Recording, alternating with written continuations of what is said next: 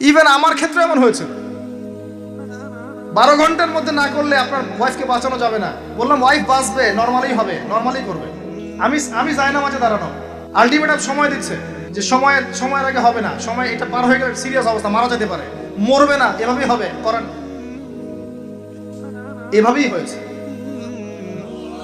আর caesar আজকে থেকে 100-200 বছর আগে ছিল না, নতুন একটা পদ্ধতি এসেছে, পেট কাটা হবে, বাচ্চা বের করে ফেলা হবে। সুবহানাল্লাহ। মনে হয় গরু, ছাগল, হাঁস মুরগির বাচ্চা হয়, মানুষের বাচ্চা সিজার ছাড়া হইতে পারে না। এটা যে শেষ জামানের হাদিসে আছে, আপনাকে বললে আপনি বিশ্বাস করবেন? আখিরুজ জামান, কিয়ামতের আলামতের যতগুলো হাদিস আছে এর মধ্যে একটা এরকম হাদিস আমি পড়েছি যে শেষ জামানায় মেয়েদেরকে ধরা হবে, ওদের পেট কেটে ফেলা হবে। আর কোন নিদর্শনের জন্য অপেক্ষা করছেন? শেষ জামানায় মেয়েদেরকে ধরা হবে।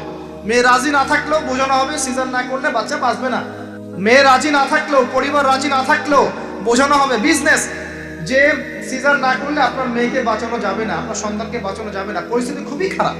এমন ভাবে ব্রেইন ওয়াশ করা হবে, ভয়ে বাচ্চা, মা বলবে হ্যাঁ করেন, সিজার করেন, বাবা বলবে হ্যাঁ করেন, কোনো সমস্যা নেই, জানেন।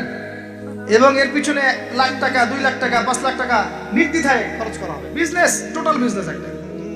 ক্রিটিক্যাল অবস্থা এক জিনিস, আর নর্মালি সবাই গণহারে সিজার করছে আরেক জিনিস। এটা টোটালি একটা ব্যবসা এবং পুরো মানব জাতিকে ধ্বংস করার প্ল্যান এটা। জুলুম, মেয়েদের উপর একটা জুলুম।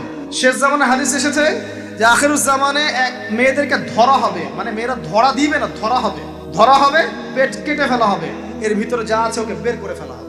স্পষ্ট টাটকা হাদিস। কেউ দলিল চাইলে আমাকে নক করেন, আমি দিব দলিল। কোন সময়ের জন্য অপেক্ষা করছেন? এই সিজারিয়ান এই ট্রেডিশনটা আজকে থেকে 50 বছর আগে ছিল। আপনার দাদিরা কি এইভাবে সন্তান জন্ম দিয়েছে?